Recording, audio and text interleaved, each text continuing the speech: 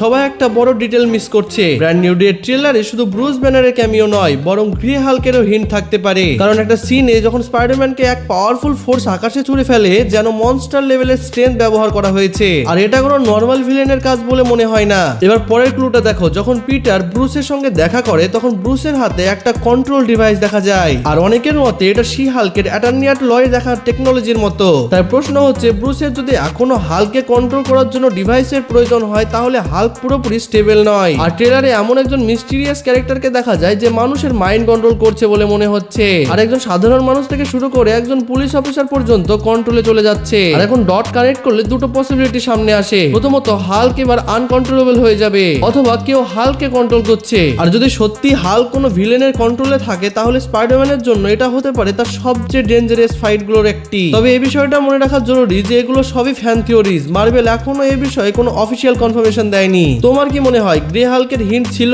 নাকি ফ্যান্স একটু বেশি অ্যানালাইজ করছে? কমেন্টে অবশ্যই জানিও।